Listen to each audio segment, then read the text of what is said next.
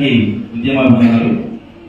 గౌరవనీయులు మందకృష్ణన్న గారు 30 సంవత్సరాల సుదీర్ఘ పోరాటంలో ఎన్నో ఒడిదుడుకులు అనుభవించి తమలో 30 సంవత్సరాల ఉద్యమం చేసిన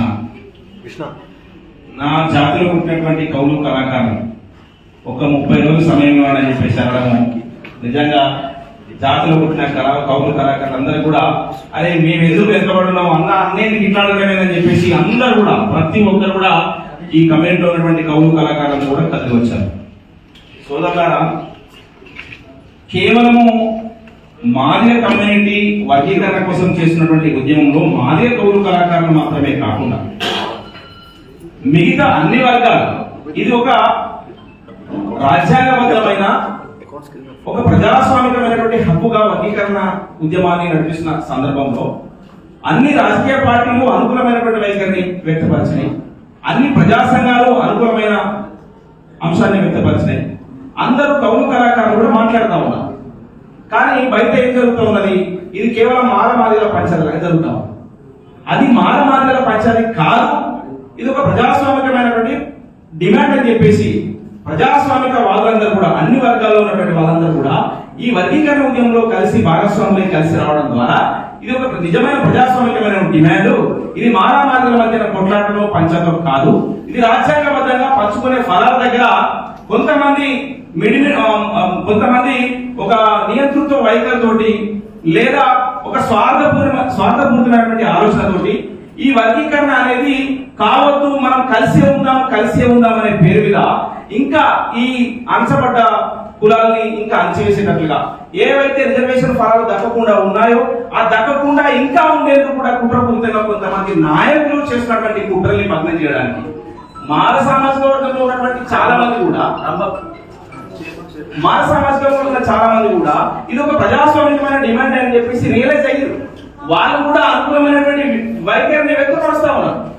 కానీ ఈ సందర్భంలో ఎక్కడ వరకు వచ్చిందంటే మాల సామాజిక వర్గంలో ఉన్నటువంటి వాళ్ళు కూడా ఇది ప్రజాస్వామికమైన డిమాండ్, వర్గీకరణ జరగాలి అని చెప్పేసి అనే పరిస్థితి వచ్చింది. కానీ కొంతమంది రాజకీయ అవకాశవాదులు, కొంతమంది స్వార్థపరులు దీన్ని సీమాంధ్ర కృత్రిమ ఉద్యమం ఎట్లయితే నడిచినప్పుడు తెలంగాణ ఉద్యమం జరిగేటప్పుడు అట్లా ఒక కృత్రిమ ఉద్యమం లాగా క్రియేట్ చేసి ఇలా ఏదో జరగబోతా ఉన్నది అన్నటువంటి ఒక భయాందోళనకరమైన పరిస్థితులు ఈ మాల సామాజిక వర్గానికి రావాల్సిన మొత్తం ఈ మాలలంతా ఎత్తుకపోతున్నారని చెప్పేసి మాల సామాజిక వర్గ ప్రజలకి ఒక రాంగ్ అంశాన్ని తీసుకెళ్లే పరిస్థితి కనబడతా ఉంది. నిజంగా చెప్పాలంటే మాల సామాజిక వర్గంలోని ప్రజలకు కూడా మనం వ్యతిరేకం కాదు, అందరం కలిసి ఉందాం అంటున్నాం, వర్గీకరణ చేసుకుందాం, అందరం కలిసి బతుకుతామని చెప్పి చెప్తా ఉన్నాం. ఇలా తెలంగాణ ఉద్యమానికి వర్గీకరణ ఉద్యమానికి చాలా సారూప్యత ఉంది. మిత్రులారా, ఆ రోజు తెలంగాణ ఉద్యమం జరిగేటప్పుడు కూడా మనం గమనించినాం, సీమాంధ్ర పెట్టుబడిదారులు లక్షల కోట్ల రూపాయలు పట్టుకొచ్చి ఈ ఉద్యమాన్ని చలార్చడానికి పైన ఉన్నటువంటి నాయకత్వానికి పక్కదారి పట్టడానికి లాబింగ్లతో ఎన్నో కుట్రలు చేసారు. మనం చివరి దశలో చూసినాం, లగడపాటు చేసినటువంటి ఎత్తుగడలు ఎత్తున్నాయో మనం చూసినాం. సేమ్ నక్కేలా తెలంగాణలో ఉన్నటువంటి మాల సామాజిక వర్గంలోని రాజకీయ నేతలు కూడా ఒక లగడపాటి లాగా, ఒక మేకపాటి లాగా అట్లనే కనబడతా ఉన్నారు. ఎందుకంటే వాళ్ళు అప్పుడు చివరి దశలో అడ్డుకునే ప్రయత్నం చేసారు. ఇక్కడ మాల సామాజిక వర్గంలో నేతలు కూడా కొంతమంది అడ్డుకునే ప్రయత్నం చేస్తా ఉన్నారు. కాబట్టి ఇది మా మానవాళిల పంచాయతీ మాత్రమే కాదు, ఇది ఈ సమాజంలో నిమ్న వర్గాల మధ్య జరుగుతున్నటువంటి ఒక అసమానత్వం మీద జరుగుతున్నటువంటి కొట్లాట. ఈ కొట్లాటలో మిగతా సామాజిక వర్గాలు కూడా మీరందరూ భాగస్వాములు అయితే ఇది నిజమైన ప్రజాస్వామిక డిమాండ్ లాగా మేము మాత్రమే చెప్పడం కాదు, నా సోదర సామాజిక వర్గాలు బీసీలు, రెడ్లు, బ్రాహ్మణులు ప్రతి ఒక్క ప్రజాస్వామికవాది వర్గీకరణకు మద్దతు తెలియాలన్నటువంటి అంశం మీదనే ఏర్పాటు చేయబడ్డ సమావేశం అని చెప్పేసి నేను గుర్తు చేస్తా ఉన్నాను. అందుకనే మీరందరూ రావడం వల్ల దీనికి సంపూర్ణత వచ్చిందని చెప్పేసి మీ అందరికీ పేరున హృదయపూర్వకంగా ఉద్యమం తెలియజేస్తా ఉన్నాను. సోదరులారా, వర్గీకరణ ఫస్ట్ టైంలో రద్దయిన టైంలో నేను ఒక కరపత్రం రాసిన, అప్పటిదాకా మంచిగా ఉండే. ఈవెన్ 2002 డిఎస్సి చంద్రబాబు నాయుడు అంటే డిఎస్సి పెట్టినప్పుడు దాంట్లో ఒక ప్రభుత్వ ఉద్యోగం సంపాదించి వర్గీకరణ సాధించిన తర్వాత ఆ వర్గీకరణలో భాగంగా నాకు కూడా ఉద్యోగం వచ్చింది. నేను టీచర్ జాబ్ చేశాను 2 సంవత్సరాలు. సో అప్పుడు తెలంగాణ ఉద్యమం సందర్భంగా ఇక మా పృథ్వన్న ఏం చేస్తే జాబ్ ఇక్కడ చూడైతే అంటే దాన్ని వదిలిపెట్టి వచ్చిన వేరే సంగతి. వాస్తవంగా చెప్పాలంటే వర్గీకరణ సందర్భంలో చాలా మంది మార్గ సామాజిక వర్గంలో బిడ్డలు ఉద్యోగాలు వచ్చినాయి. అట్లా ఒక 2 సంవత్సరాల ఉద్యోగం మనం పొందడమో లేదో మళ్ళీ సుప్రీంకోర్టు మళ్ళీ తీర్పు వ్యతిరేకంగా రావడం, అది రద్దు కావడం జరిగింది. రద్దయిన తర్వాత నేను కరపత్రం రాసిన, మనం ఏబిసిడి వర్గీకరణను పంచుకుందాం, మాదిగలము కలిసి ఉద్యమిద్దాం, రాజ్యాధికారం కోసం ఉద్యమిద్దామని చెప్పేసి కరపత్రం రాసిన. అట్లెట్లా రాస్తామని చెప్పేసి అప్పటిదాకా నాతో స్నేహంగా ఉన్నటువంటి మాల సోదరులు నాకు పెద్ద పంచారు. అరే అట్లెట్లా రాస్తావు, నువ్వెట్లా రాస్తావు అని. నేను ఎందుకు రాయా, నేను ఒక మాదిగను కాబట్టి మాత్రమే ఈ కరపత్రం రాస్తాను అనుకోకండి మిత్రులారా. నేను ఒక బీసీ అయినా కూడా ఇట్లనే రాస్తా, ఒక రెడ్డినైనా ఇక్కడ రాస్తా, ఒక బ్రాహ్మణ అయినా కూడా ఇట్లనే రాస్తా. నేను ఈ కులంలో పుట్టేందుకు మాత్రమే ఇట్లా రాస్తానని చెప్పేసి అనుకోవద్దని చెప్పేసి నేను ఆ రోజు చెప్పడం జరిగింది. ఇది యావత్ సమాజంలోని అన్ని వర్గాలకు చెందుతుంది అని చెప్పేసి నా అభిప్రాయం ఏదైతే ఉందో ఆ అభిప్రాయమే ఈ సమాజం అంతా ఒక ప్రజాస్వామిక ఆలోచనతో కలిగిన వాళ్ళు, ఒక అంబేద్కర్ ఐడియాలజీ కలిగిన వాళ్ళు ఈ ఆలోచనతో ఉంటారని చెప్పేసి నేను అనుకుంటూ ఈ న్యాయబద్ధమైనటువంటి పోరాటంలో కవులు కళాకారులు ముందు వరుసలో ఉన్నాయి. నిజంగా చెప్పాలంటే మేము ఒక ట్రైనింగ్ చేసినప్పుడు 4 డబ్బులు కొడితేనే మా పక్కింటి పెద్ద నొల్లి పెట్టి పోలీసులు కేసు పెట్టారు. 4 డబ్బులకి శబ్దానికే భరించలేకపోయాడు. మరి హైదరాబాద్ లో 1,00,000 డబ్బులు కొడితే అట్లాంటి పరిస్థితి వస్తుందేమో. కాబట్టి 1,00,000 డబ్బుల ప్రోగ్రామ్ అనేది నిజంగానే ఒక యూనిక్ ప్రోగ్రామ్. ఎప్పుడో కృష్ణ మీటింగ్ పెట్టినా ఏదో ఒక వినూత్నంగా చేస్తారని చెప్పేసి ఒక చారిత్రకమైనటువంటి ముద్ర కృష్ణ మీద ఉన్నది. అట్లనే నిజంగా చివరి అంకంలో ఈ చివరి అంకంలో 1,00,000 డబ్బులు మీటింగ్ల కోసం డబ్బులు వస్తాయి, కానీ డబ్బుల కోసం మనం మీటింగ్ వెళ్తాం. అందరం కలిసి 1,00,000 డబ్బులు కొట్టడానికి మీటింగ్ వెళ్తున్నాం.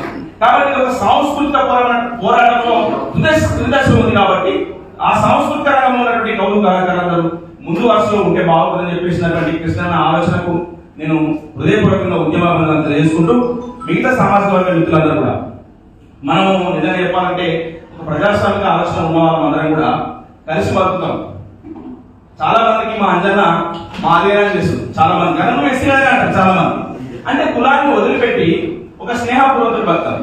చాలా సంవత్సరాలు కులానికి ఉన్నందుకు అరే నువ్వు గొర్రెలు కదా అన్నాను వాస్తవమా అంటే అట్లా మనము ఎవరితోటైతే సావాసం చేస్తామో ఆ సావాసంలో మనం అన్ని మర్చిపోయి స్నేహం చేస్తాం. ఆ స్నేహంలో కులం మతాలు ఏముండవు, కానీ మనం చేస్తున్న స్నేహాన్ని బట్టి సమాజం మనని ఒక రకంగా చూస్తుంది. కానీ మన ఆలోచన ఒక ప్రజాస్వామికమైన ఆలోచన అని చెప్పేసి, మన ఆలోచన ఒక మానవత్వపు దారిలో నడిచే ఆలోచన అని చెప్పేసి అది తెలియజేస్తా అని చెప్పేసి గుర్తు చేస్తూ అట్లా కులాలు వదిలిపెట్టినటువంటి కుల రహితంగా ఏ నిమ్న వర్గాలకైతే రిజర్వేషన్ ఫలాలు దక్కాలని అనుకుంటూనే చివరి వారికి కూడా ఫలితాలు అందాలని చెప్పేసి అనుకుంటున్న ప్రజాస్వామ్యమైన డిమాండ్కు మద్దతు తెలుపుతూనే స్నేహం చేస్తూ ఈ సమాజంలో ఒక ఉన్నత భావాలు కలిగినటువంటి నా బీసీ బిడ్డలకు కానీ ధృతి కమిటీలో ఉన్నటువంటి బిడ్డలకు కానీ మిగతా బ్రాహ్మణులకు కూడా వైశ్యులకు కూడా నాకు కుమటలు కూడా తోస్తున్నారు. వాళ్ళకు కూడా హృదయపూర్వకంగా ఉద్యమాలను తెలియజేసుకుంటూ ఈ వర్గీకరణ చివరి అంకంలో మీరందరూ భాగస్వామ్యందుకు చాలా మనసు సంతృప్తిగా ఉన్నారా. మీరందరూ కూడా అందరూ తర్వాత పాట పాడాలి. మా గంగా మొన్న ఏదో పోస్ట్ పెట్టింది అన్న గురించి. అట్లనే అంటే సోషల్ మీడియాలో ఇదేదో కృష్ణ మీటింగ్, ఇదేదో కృష్ణ కార్యక్రమం ఇట్లా కాదు. ఇది ప్రజాస్వామ్యమైన డిమాండ్, ఇది మనందరి బాధ్యత అని చెప్పేసి గుర్తెరిగి పెడుతున్నందుకు అట్లా చెల్లెకు కూడా హృదయపూర్వక ధన్యవాదాలు తెలియజేస్తూ అందరూ కూడా మనిషి ఒక పాట పాడాలి. పాట పాడుతూ ఈ 1,00,000 డబ్బుల కార్యక్రమాన్ని విజయవంతం చేద్దాము. ఇది నాకు తెలిసి గిన్నిస్ బుక్ ఆఫ్ రికార్డ్ కావద్దని చెప్పేసి నేను గుర్తు చేస్తూ ఈ అవకాశం ఇచ్చినందుకు హృదయపూర్వక ధన్యవాదాలు. జై భీమ్, జై మాత. Thank you.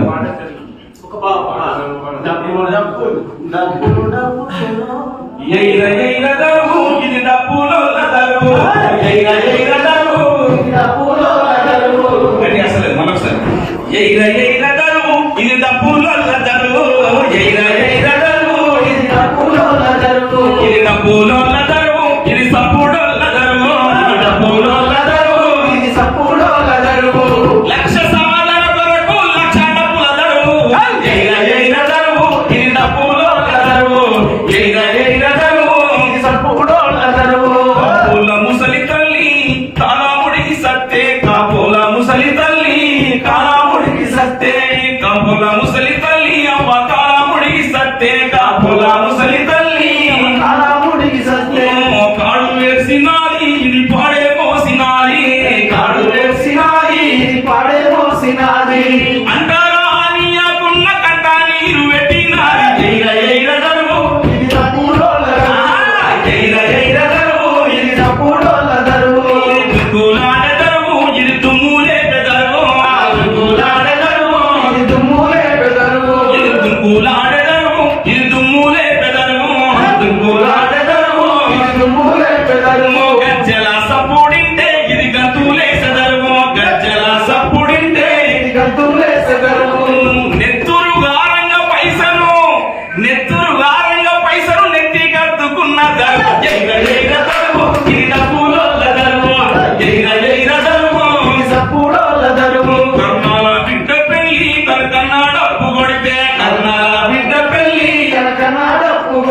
పెళ్ళైపోయిన